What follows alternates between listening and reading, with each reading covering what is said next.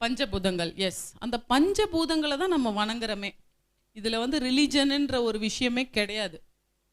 புரியுதுங்களா? எல்லா ரிலீஜனுமே வந்து நம்ம வந்து அந்த பஞ்சபூதங்களை தான் வணங்குறோம். அதுக்கு ஒரு அருமையான எக்ஸாம்பிள் பார்த்தீங்கன்னா, இப்போ கிறிஸ்டியன்ஸில் பார்த்தீங்கன்னா கேண்டல், அதே மாதிரி முஸ்லீம்ஸில் பார்த்தீங்கன்னா தர்கா, இதெல்லாம் ஊதுபத்தி அகர்பத்தி எல்லாம் தான் எழுத்துவாங்க, சாம்பிராணி இல்லையா? இது எல்லாமே நெருப்போடு சம்மந்தப்பட்டது. இது போய் காற்று, நிலம், நீர், வாயு, இது மட்டுமே தான் நம்ம வணங்குறோமே. இந்த 5 விஷயங்களை பேஸ் பண்ணி தான் நம்மளுடைய ஒவ்வொரு விஷயங்களுமே கற்றுக்குறோம். நம்ம ஈவன் எங்களோட ப்ரீகேஜி ஸ்கூல் விஷயங்களை கூட பார்த்திங்கன்னா இந்த 5 விஷயங்களை பேஸ் பண்ணி தான் நம்ம எடுத்துகிட்டு வரோமே.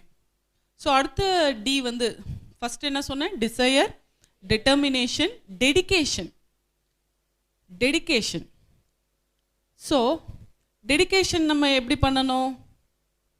ஏன்னா என்னோட லைஃப்பில் நீங்கள் பார்த்தீங்கன்னா நிறைய நடந்திருக்கு. அதாவது ஃபேஸ் ரீடிங் சொல்லுவாங்க சில பேர். இப்போ நான் பேசுகிற ஸ்பீச் போர் அடிச்சதுன்னா உடனே எல்லோரும் என்ன பண்ணுவாங்க? டைம் பார்ப்பாங்க, இப்படி தலையை சொறிவாங்க இல்லையா?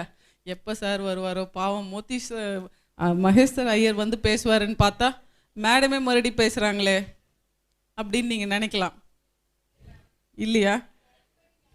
Very good, thank you. As an educationist அதுதான் டீச்சருக்கு இருக்கிற ஒரு மரியாதையே. ஓகே, ஸோ அந்த மாதிரி வந்து உங்களுக்கு ஒரு மைண்ட் செட்டில் டெடிகேஷன் இருக்கும். ஸோ லைஃப்பில் வந்து நம்ம எதையா பண்ணணும் போது அந்த மாதிரி. ஸோ அடுத்த டி வந்து என்னன்னு பார்த்தீங்கன்னா டிசிப்ளின். இப்போ நான் கார் வாங்கணும்னு நினச்சி அதுக்காக குறுக்கு வழியில் போய் பணம் சம்பாதிச்சு வாங்க முடியுமா? அது நிலைக்காது. நம்ம வேதிக் லைஃப்பில் அந்த மாதிரி சொல்லவே இல்லை. நம்மளுடைய லைஃப்பில் எது வேணுமோ, எதை வேண்டும் என்று நம்ம நினைக்கிறோமோ அதுதான் நம்மளுக்கு கிடைக்கும்.